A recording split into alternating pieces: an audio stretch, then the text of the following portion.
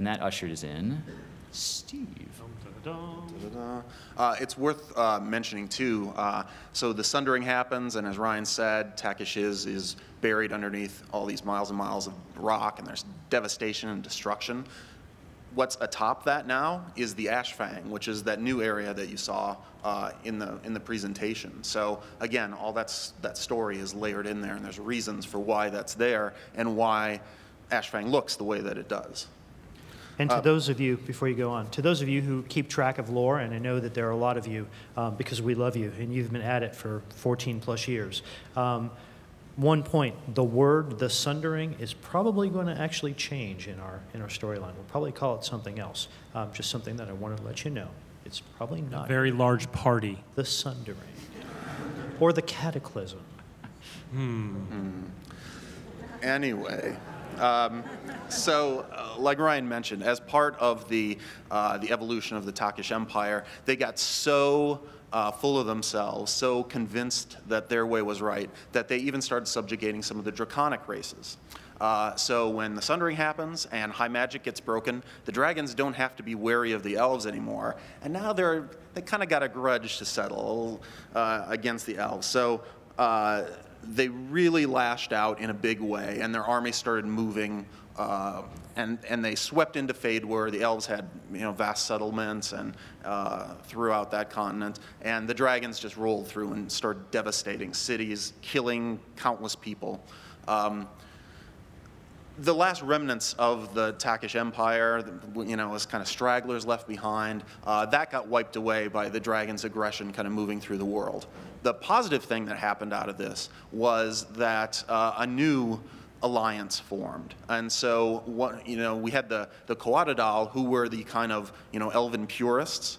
There was another faction of elves within their society that was open and welcoming of other races, and those were the Fyrdahl. And so the Fyrdahl joined together with some of the races that the Takish had formerly oppressed, like the ogres, like the dwarves, the Karens, and they came together to form this alliance of equals. And so the Combine kind of had some momentum and started striking back against the dragons, but it ushered in this very long and costly war. And unfortunately, no matter how good their spirit was or how fiercely they were fighting for their homelands, the forces of the dragons were just too powerful. Picture just death and devastation on an incredible scale. And so the Combine forces realized that they couldn't stay in their homelands anymore. They had to flee somewhere else. So to buy time for this, they decided that they had to make this one final stand. And this last stand happens at the fortress called Bastion, which is this great story that you'll be able to read. And it tells the tale of this one last group of elves, this group of their best soldiers led by Karamor Thex, and that is the Tyrdahl. So the Tyrdahl in our game are this elite force of elves. And Karamor and his forces are going to distract the dragons, keep them at bay, while at Bastion, the last stragglers, the last remnants of the Combine Accord can board ships and sail away. And their plan is that they're going to go to Kunark, because Kunark at this time is pretty much a wild frontier.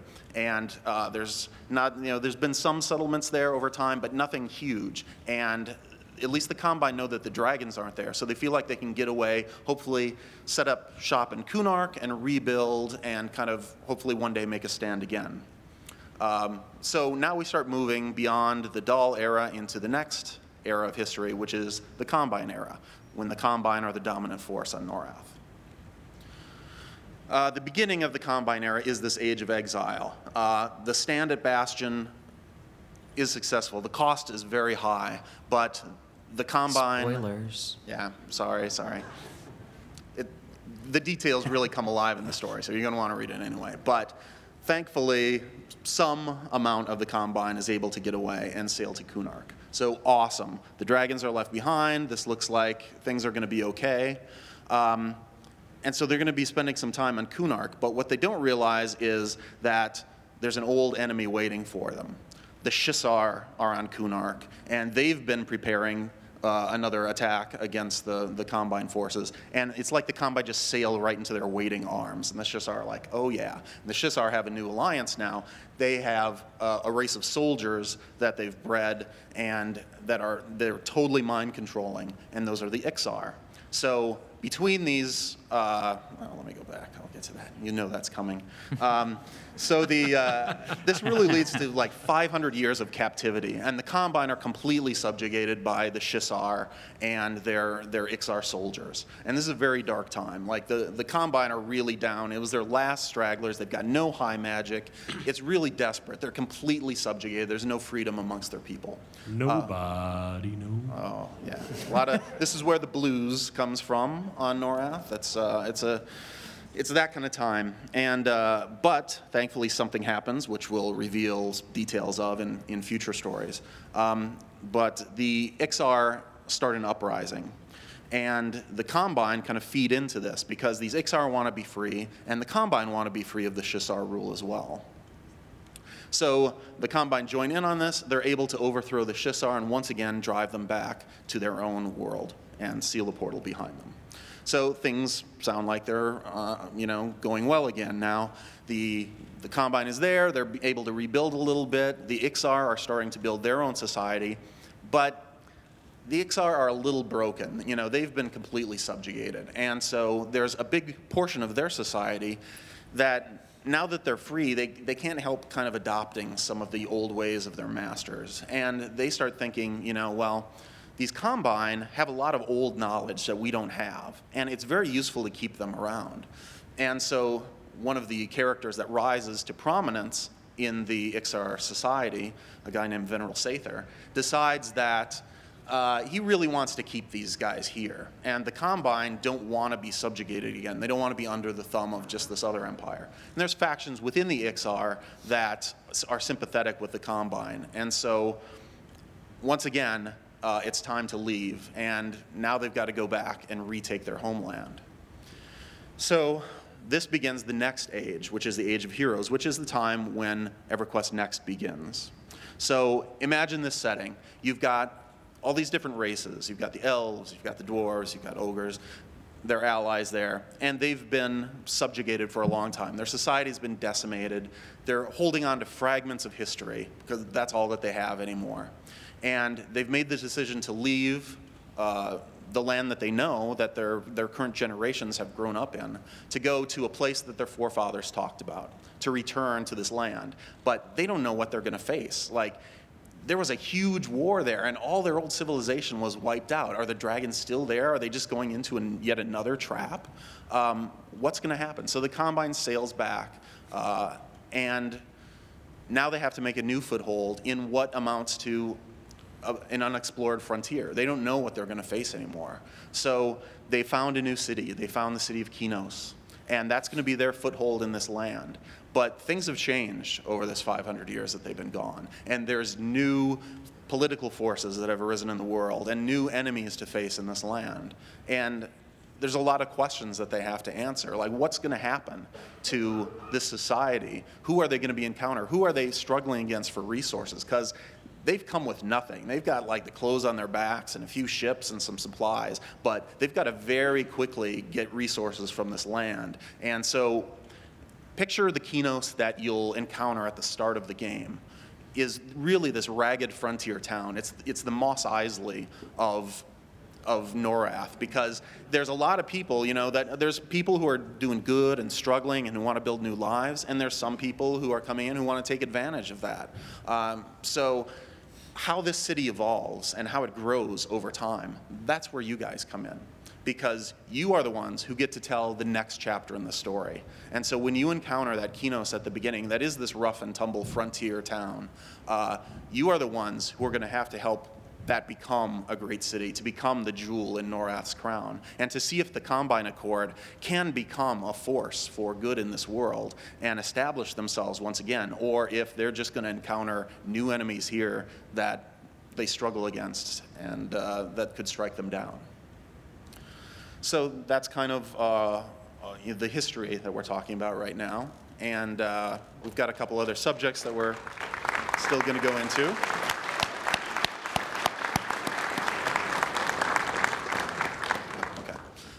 So a couple other things that tie into the lore. Certainly religion and the gods is one of the things that defines the EverQuest franchise. And we're doing a little different take on religion in this version of Norath. So what we wanted philosophically was for the gods to be tangible influences in the lives of Norathians. These are forces that they believe in, that they care about, that drive them, that are embedded in many of the political organizations in the world. But what we didn't want is for these gods to just be standing around being raid targets, that you break into their plane and you attack them and you get big bags of loot like it doesn't matter. So as of at the start of the game, while there's people who believe, most people believe in some form of religion, which I'll go into in a second, but nobody who's living on Norath at the time has seen any of the gods. So it's just something that they believe in. Again, very tangible forces in their lives. And there's stories about things that the gods have done in history, but nobody alive has seen one. And whether they will or not, that's to be discovered. So there's kind of, we focused on 4 separate belief systems because we kind of wanted to narrow things down and kind of tie these up into kind of bundles that fit certain cultural styles. So of these 4 main religions, there's the Seraphs, there's the Four, and then there's worship of Vishan, and something called the Norai. So I'll go into details on this. The Seraphs are gods that a lot of which you'll be familiar with the names of these gods. So this is the religion that's worshipped by the Combine principally. It's seen as a newer, more sophisticated kind of religion, and it focuses on 8 figures that kind of bundle up and define a lot of characteristics. They each have kind of roles in the world. And while you'll be familiar with the names, and we've deliberately worked in the nostalgia factor to tie in a lot of what you know about them already into these gods, we've also added a lot of new stuff and taken some influences from other gods and kind of combined them together. Again, it's our fresh take on this, and we wanted to have these very clear and distinct roles for each of the gods. So this, I'll show you some of the symbols here, and we're going to get to our hat giveaway as part of this, so pay attention. But so this symbol is kind of a combined god of Luclin and Dranal. And this is a goddesses of prophecy and also the past. This is an example of a new deity that we've injected into the system. This is a god called Talon. This is Anashti, who's the Reaper. Will be familiar from EverQuest 2. Salusek is a god of fire, but also a god of learning, a god of arcane study. Erelisi, who is not only a goddess of love in its various forms, but also a goddess of nature, of growth. Nathaniel, who's the champion, he's the warrior. He's a figurehead of war in its various forms, but also of honor and duty. Brel, who is the builder. Everyone who crafts things, everyone who builds things, they revere him. And so, this is one last symbol, and can anyone guess what god this would be? I think you had your hand up first there. Karana, very good. Karana is the traveler. So he embodies the things from Norath past, which is the kind of storm aspect, but we've kind of modified that a little bit because storms affect traveling. So he's the god who oversees anyone who's got to make journeys, things like that. The Four is a more archaic kind of religion. It's seen as somewhat more primitive, and the civilization, the Keldorain, that preceded the Dahl are the ones who originated this form. Wrap it up. Yeah. So there is Prexus, the god of water. There is Amaryl, the goddess of earth. There is Ignestus, the god of fire, and Ansha, who is the goddess of air. And again, the people of Hollis kind of worship this group. Then there's Vishan, whom, of course, the dragons worship, but there's also some mortals who worship her, but it's more of a fringe thing. And then there's the Norai, which is kind of the world spirit of Norath, which the Karen believe in, and they see this as the influence that guides their lives. All right, so now we'd like to turn it over to you for questions. All right, so that took a little longer than we had anticipated. Sorry. So we only have about 10 minutes for questions. So, We probably could have talked about lore for another 19,000 years. Yes. and they have been. Because that's how much we have. So, 19,000. yeah, we have 10 More like minutes. 20. Try to keep it to one question, guys. Is the Norai symbol influenced by the Lion King? No. That's your question, really? All right. Wow. No. How much potential is there for player characters to be evil? I noticed that you guys don't have Inner-Rook or Ralozek or any of those gods. Also, that the Teardao are now kind of a sect of elves that are more just elite warriors as opposed to being the evil opposite of the Feardao. So how much room will there be for evil player characters to be able to be villains and fight against, say, good forces like the Combine? So you don't know everything about the Teardal yet. This is just sort of the beginnings of their story. So there's more to come on that particular front. But I mean, we've discussed some stuff a little bit. We don't know exactly the extent of which there will be evil options in game and whatnot, but we definitely want to represent those types of characters in game. And exactly how that plays out, I can't really speak to yet, but we definitely want it to happen. So, and what I would say is that we've moved away from the idea of having just like purely good gods and purely evil gods, and the worshippers of them don't have to be binary, like good or evil. There's, Anashti is the reaper, so she's seen as a goddess of death, but also of the harvest. So there's good and bad aspects to every one of these. Like Nathaniel is this big honorable dude who has valor and all that kind of thing, but he's a god of war, and war kills people. So somebody who wants to go out on the battlefield and kill millions of people would pray to Nathaniel, for that. And is that a good thing or a bad thing? So again, we want more shades of gray rather than just binary black and white. All the races can smile, but not all of them are friendly. Wow, that is deep. Wow. So Deep in my thoughts. experience with MMOs, there's kind of two ways that stories get told, and that's in things like EverQuest, PlanetSide, or EVE. It's really very player-based. The history's all things that players have done. And I know you're going for that with the rallying calls, the emergent content.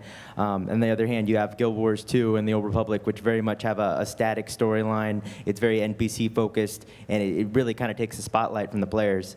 One of the things that garnered a lot of respect from me in EverQuest was when the players of Ralozek banded together and were able to kill the sleeper. That wasn't supposed to happen, but the dev just kind of rolled with it, and I thought that was really cool. To what extent, because I know you have this storyline built out beyond, and you have books and stuff, to what extent are you willing to let players break away from that, alter that, and not follow your path? So we're hoping to do a little bit of both. Like, we will have a path that people can follow if they feel like it, but we're going to have a whole lot of stuff that is off the grid, so to speak, that you just need to go find. And it's just going to be out there, and you can do whatever you want. We talked a lot about that with the emergent AI, where a lot of those characters are going to react in different ways that you're going to make happen that we don't even necessarily design for. It's just like we put things in the world, and then we watch what happens. And hopefully it doesn't break most of the time. But yeah, that's the idea, is that players can go in and do crazy stuff and have their own specific stories, and they'll be alongside the heroes that are there when they want to play with those heroes. There's a whole bunch of story Yeah. or stuff we haven't even talked about yet Yeah. in regards to that. Lots more to announce as time passes. I heard the term transmedia thrown around, Oh. and I was wondering if you guys were planning on doing anything more other than book publishing, maybe like YouTube machinima, movies, Lunchboxes? shows, That anything. would be awesome. Everywhere. I just want to be an extra in the movie if it ever happens, like in armor. But Yes.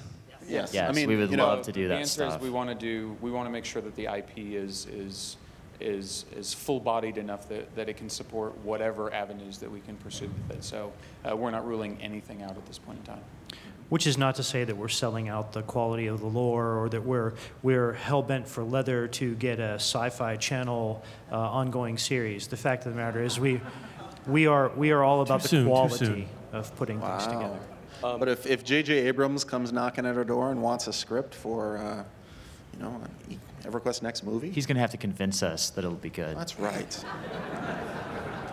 When meeting the gods, will you be able to have lengthy conversations about their views? Sorry? Will you be able to have conversations with the gods about what they have and like what they think about the world and their views on it? With the gods specifically, like we said, there really aren't the gods. No one's seen or talked to a god at this point in the history. Like, it's been so long since anyone's actually had any real contact, so to speak, with them, that probably not for quite a while. But there are organizations in the world associated with each of these gods. So there's a Church of the Seraphs, for example, that has a high priest in it, and it has priests to each of the individual gods that make up the Seraphs. So certainly those priests believe that they have the ear of the gods, and some of them would say, I had a dream that Nathaniel came to me and told me this. And there's things like that. So are they telling the truth? Are they lying? That's something for you to discover in the game. Will we be forced to follow a certain god, or can we choose to be agnostic? And you can't deny the, the gods, but can you choose not to follow them? Yeah, that's not even a that's not It's even not- a choice you have. It's not even part of, it's not part of character create or anything. Like there might be, like we talked about, some of the classes might have specific restrictions Right. or something that might be involved in that, but you're never going to be locked into a specific god. You're not going to have the faction issues you had in other games because you picked the wrong deity. It's not an arbitrary anything choice like you have that. to make without any knowledge. It's not part of the mechanism of advancing your character. And in a world where no one has seen any of the gods, being agnostic and not believing them is certainly a valid choice. My question kind of goes along with his. Is when I rolled up my character in the very first EverQuest, you had this lore about the different gods and their philosophy on life, and I made a choice based on a philosophy I agreed with. Is there an opportunity in the game to explore that philosophy with those priests that you were talking about, and somehow do quests that enhance your character in some way? So to answer your question, yes, but not just as it relates to the gods. So the ability to create a character and pursue a philosophy, courage, truthfulness, justice, so on and so forth, that exists for players in the game regardless of what god they may be interested in or what god espouses a particular subset of those beliefs. Yeah, or profiteering or deception or any of the things that would be negative. Yeah, you choose what you want to do. If that associates with a god, then it does. And the thing is that the NPC, the factions in the world, will see how you've played and react to that. So if you've been out on the roads and instead of helping people, you've been helping rob them and things like that, then the goddess Talon, who is kind of the goddess of rogues and brigands and things like that, her followers will see you and go, hey, your beliefs kind of align with ours. Here's some things that we could do together. Here's some adventures that you could go on that would benefit our organization and help get you rich too. So again, that's part of having that world be very dynamic and not waiting for you to walk up to a guy with an exclamation point over his head, but just by doing the things that you want to do in the world and playing the way that your character feels like it should believe and behave, the world reacts to that and opens up new opportunities for you based on that. So, in other words, that is a mechanism of advancement. Yeah. Okay. You guys mentioned earlier that you don't want walls of text associated with quests and stuff like that. Does that imply that you may want to go towards voice acting and if you walk around, will NPCs talk to you? Because I mean, you guys are looking towards SOE mode and stuff like that. Does that imply more voice acting and stuff like that? I think we'll go into a lot of detail in the future about exactly how we're going to be surfacing our content to everyone, but it's a little too early to reveal it.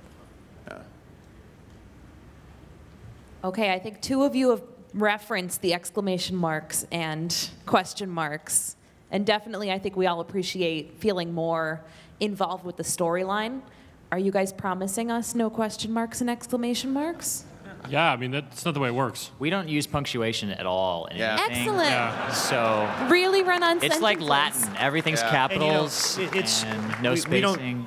We don't cast aspersions on the games that have used that mechanism in the past to surface content to one another. It's been very powerful, right? I mean, we've appreciated it in many ways. It's just that we came up with a way to get around that we felt really helped people be immersed in the world. As I said, we'll be talking more about it in the future, but we're very excited about it. And it's not that we're hating on exclamation points and question marks. Those serve a purpose in some games. We just didn't think it served any purpose in ours. So we're not going to see them?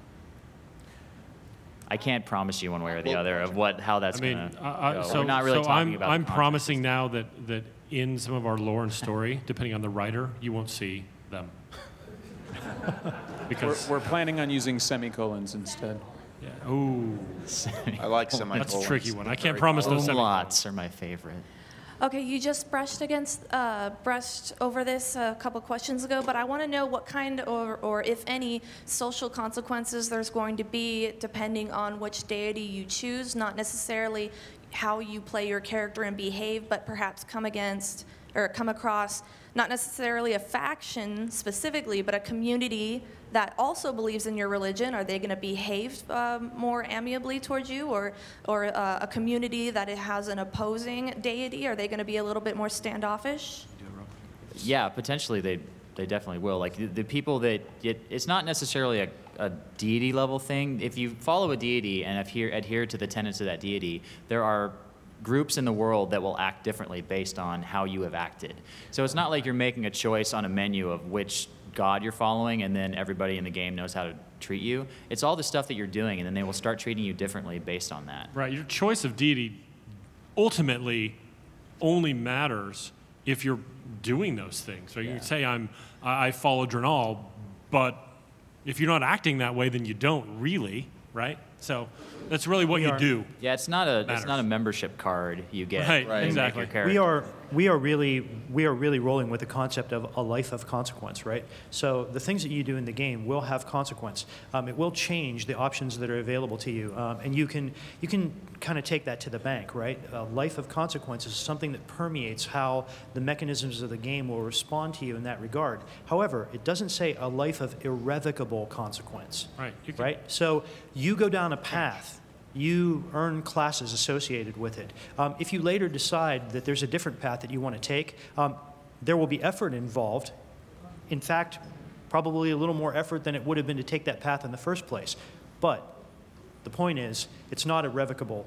You can move around the world. You can change the things that you do. It's not a matter of choosing from a drop-down menu at launch what god you're going to serve, and then you can't be evil or non-truthful from that point. On your, on the character bio, you may present somewhere, and it says you're a follower of Nathaniel. You'll actually be a follower of those mechanics if that's correct. That'll be up to you, though. But it's more of a role-playing part, just having a deity. For role-playing, it's not actually if you're specifically like, I am a follower of Nathaniel, and you put it on your breastplate, then sort of, yes, it's more of a role-play thing. But if you actually are doing those things, the world will react to it. Right. Yeah, it's not just role-playing in name only. It's how are you behaving in this world through your character? What values are you Think displaying? about it like a living world, right? I mean, each one of us can espouse one of 4 separate beliefs. Right now, you can't tell which one it is because none of us are physically displaying those beliefs. All we've really done is talk to you about the game that we're planning on developing and delivering to you. It'll be the same in the game. I apologize for interrupting, but that question took a little longer than I anticipated, and we need to be done. We have question. 3 minutes before the next panel, so I'm sorry. We have a Q&A from 4 to 5. Please feel free to come back and ask your questions then.